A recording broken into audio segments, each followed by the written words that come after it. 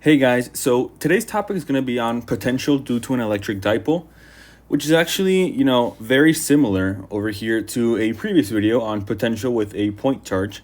It's just a little bit different, okay? So right over here we have a dipole, all right, separated by 2a, which is what we normally have. And just to clarify, in case you forgot, a dipole is what consists of equal but opposite charges, okay? So here we have negative q, and over here we have positive q, okay? Now, we have a point P right over here, just like in the previous video, that is at a very long distance away from the dipole, okay? Which is the one that we're working with.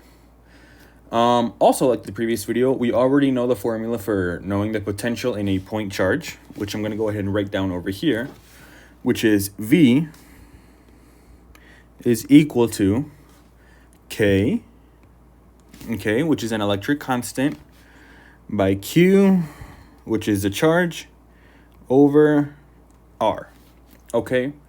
The thing is, the only distance that we know is between the center of the dipole, right over here, and the point. So what about the actual distance in between the two charges?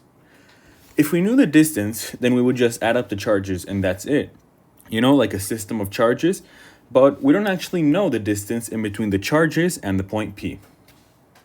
Now, what we are able to see is because our point P is so far away and our dipole is very small, the actual distance between each charge and point P is not so different than the distance that we know, point P in the center of the dipole.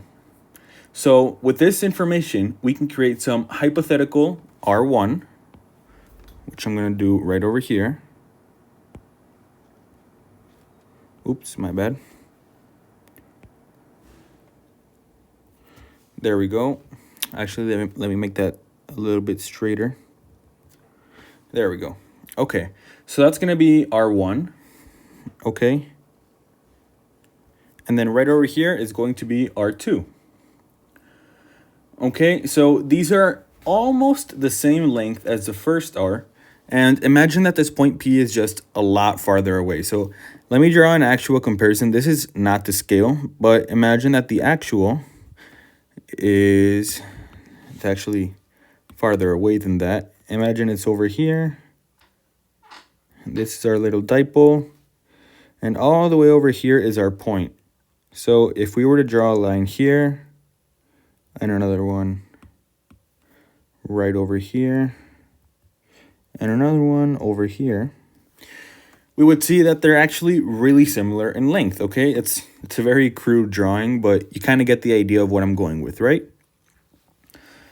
Okay, so with this information, because, they're almost the same, you might think, okay, R1, R2, and R are all the same, so why don't we put that in the equation? VP equals KQ over R2, which R2 is equal to R minus QK R1. Let me actually write this down. Okay, so this is R1 right over here, and this is R2. So what you might be thinking is, okay, VP is equal to K Q, P being the potential, by the way, Q over R2, which R2 is basically R, minus KQ over R1, which is also equal to R. So that's KQ minus KQ, and R minus R, well, that would equal 0, right? And, well, that's the answer. That is completely wrong, okay? Because although they are approximately the same, they are not. And that type of assumption would create these types of errors. Okay, so let me go ahead and erase this, because we don't want you guys to be remembering that. Okay, so what we're actually trying to figure out is an expression for the small value or difference that we are working with, okay?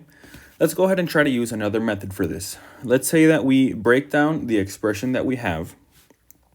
Okay, I'm going to go ahead and write that down without the big X mark. X mark.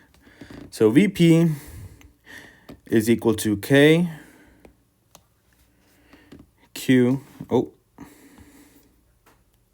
K Q over R2 minus KQ over R1. Okay. So we can go ahead and take the KQ out, because with the it's a constant within the formula. So we're left with VP is equal to 1 over R2 minus 1 over R1. Okay. So with the common denominator rule, we're actually left with KQ. And then we've got over here R1 minus R2. It's a little weird R. Okay. Over R1 times R2. Okay, so that's what we currently have. So now, how about we place the denominator? We actually replace that with R. That leaves us with R squared, which doesn't equal 0. So that's actually perfect for us. Okay, so let's go ahead and write down KQ R1 minus R2, okay, over R squared. Okay, so now I know you must be tired of assumptions, but I have plenty of tricks up my sleeve, so take a look at this. If we were to zoom into the figure of the dipole, okay, and the point lines that we have, remember that this over here is way out of scale. So if we were to actually zoom in, actually, let me go ahead and move this a bit over here. There we go. I'm going to move that just a little bit. So if we were to actually zoom in, let me go ahead and erase this. Okay, so this is what we currently have. So if we were to zoom in right over here, we have 1 point here, 1 point here. If we were to zoom in so much, we would actually be able to see that these lines actually look parallel to each other. Okay? Now, bear with me. Note that the key word in this video is almost, but there are many assumptions and approximations that you have to make, but it's part of the wonders of physics, So how do these two lines being parallel help me? Think about that for a second. What we're trying to do is find the difference between these two lines, and this is one way to do this. Let me go ahead and reach into my bag of tricks and show you that if you draw a line from the shorter line to the bigger line, this line over here, because the P is kind of towards the right, it's just a little bit shorter than this one because of the length of the line. So if you were to draw a line that is from the shorter line, from the point of the shorter line to the other line in a perpendicular manner, you're left with two right angles. Okay, so you're left with the right angle right over here and a right angle right over here. Okay? Now, bear with me. This is all going to click in just about 2 seconds. So with these two right angles, and if we create a point in each one,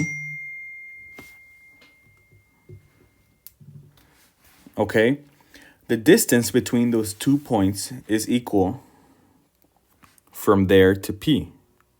Okay, so actually, let me go ahead and imagine we have 1 point right here and 1 point right here. So if we were going to go from this point all the way to P, which is somewhere over here, very, very far away, those two lines would be equal, okay? And the difference in between those lines is the triangle that is formed right below over here. Okay? Tell me if that makes just a little bit of sense, For me, this point was just mind-blowing, everything just clicked, okay? And that triangle is what we actually want to find, okay? Think of the perpendicular line creating an isosceles triangle with the points, you know, these two lines are equal. With the points in the point P, and the extra difference, which is what we're going to call, well, which are actually the R1 and R2, that is the space right below over here. Okay? Now, I don't know, I'm just going to give you just a little bit so you're able to process that. You know, it just took me a little bit for when I was first explaining this, you know, it took me a little bit to fully comprehend this. Okay? So what we're going to do is we're going to go ahead and call this line right over here. I'm sorry, right here. What we're going to call this is delta R. Okay? So this line right over here, we're going to call that delta R, which is our difference in R. And what we're going to do is work on figuring out how we can find that value. Okay? Now, we assign theta to the angle right over here. So this angle is going to be called theta, or theta. Okay, and with that, we are able to figure out what delta R is. So we already have the value of this bottom line, which, as you remember from over here, is 2a. Okay, and that is the hypotenuse of the triangle. And we have delta R on the left side, so hypotenuse and adjacent is cosine. Okay, so let me go ahead and write down cosine of theta is equal to delta R over 2a.